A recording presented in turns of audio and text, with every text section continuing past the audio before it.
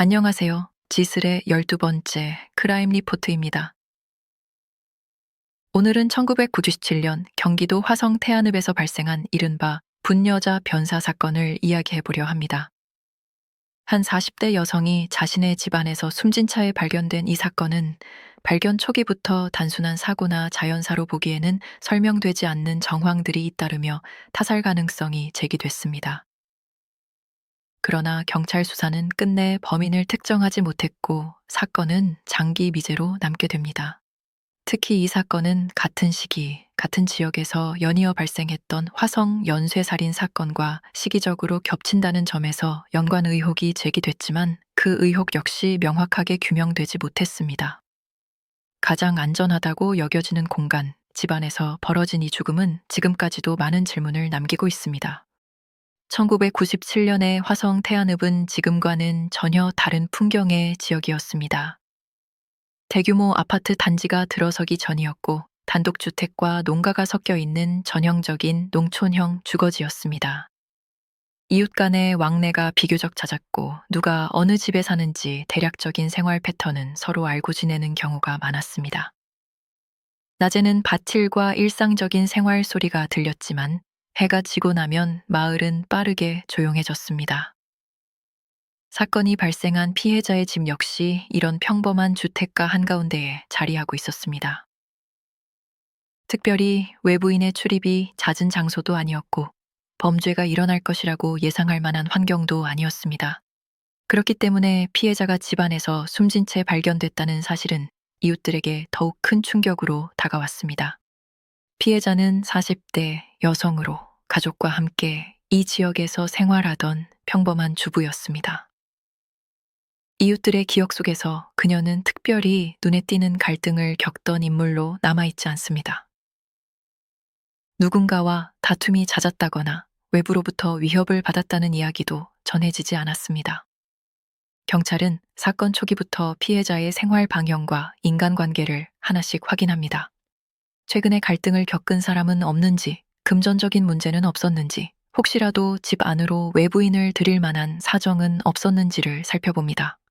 하지만 이 과정에서 드러난 것은 오히려 피해자의 일상이 지나치게 평범했다는 점이었습니다.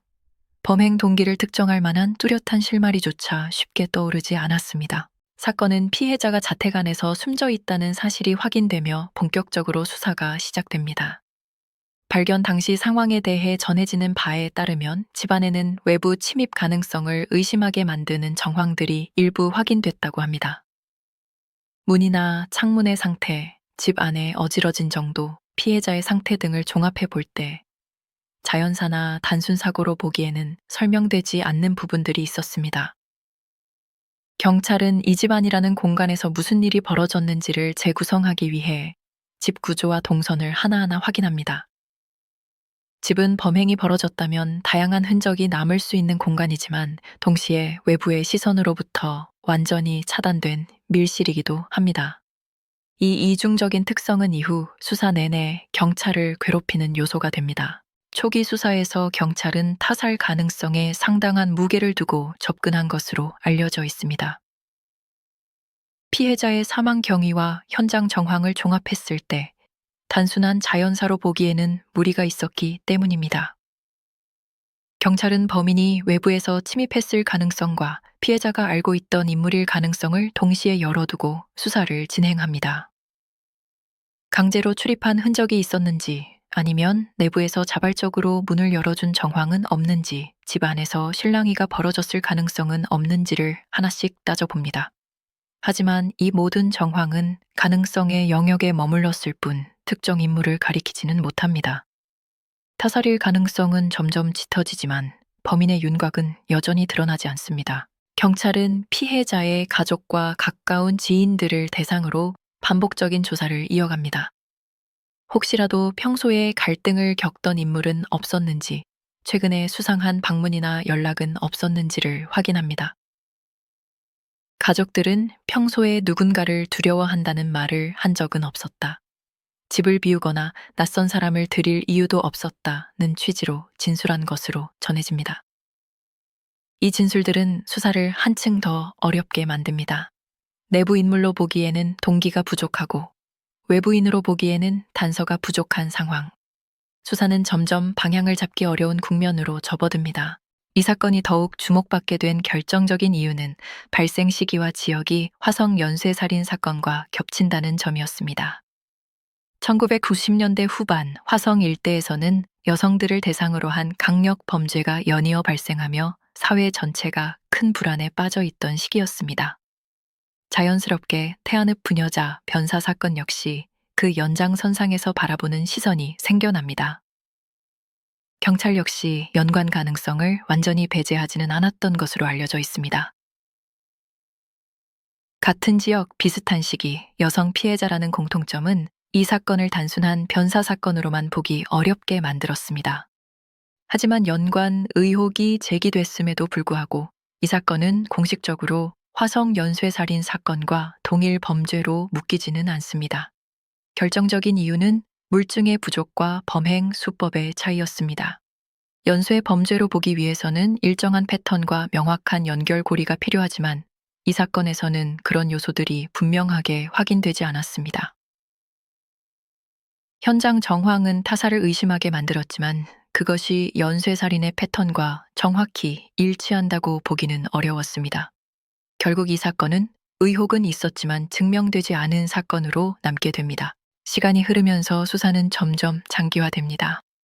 초기에는 비교적 적극적으로 이루어졌던 탐문과 조사는 새로운 단서가 나오지 않으면서 반복적인 단계로 접어듭니다. 피해자의 집이라는 제한된 공간에서 벌어진 사건임에도 범인의 흔적은 끝내 구체화되지 않습니다.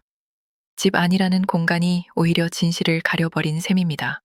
사건은 공식적으로 종결되지는 않았지만 사실상 미제 사건의 궤도에 올라섭니다. 이 시점부터 사건은 기록 속의 사건으로 남기 시작합니다. 이 사건은 이후 화성 연쇄살인 사건이 재조명될 때마다 함께 언급됩니다. 언론과 범죄 프로그램에서는 혹시 같은 범인의 소행은 아니었을까라는 질문을 던지지만 매번 같은 결론에 도달합니다. 명확한 연결고리는 없다. 새로운 증거도 없다. 범인은 외부인이었는지, 피해자가 알고 있던 사람이었는지, 혹은 전혀 다른 가능성이 있었는지는 여전히 알 수 없습니다. 사건은 그렇게 질문만 남긴 채 시간을 견뎌왔습니다. 화성 태안읍 부녀자 변사 사건은 우리에게 불편한 사실을 남깁니다. 가장 안전하다고 믿는 공간, 집 안에서도 설명되지 않는 사건은 벌어질 수 있다는 점입니다. 그리고 그 공간에서 벌어진 일은 때로는 외부보다 훨씬 더 깊은 미스터리로 남습니다. 이 사건은 조용한 동네 한가운데서 지금도 답을 기다리고 있습니다. 지슬의 12번째 크라임 리포트 마치겠습니다.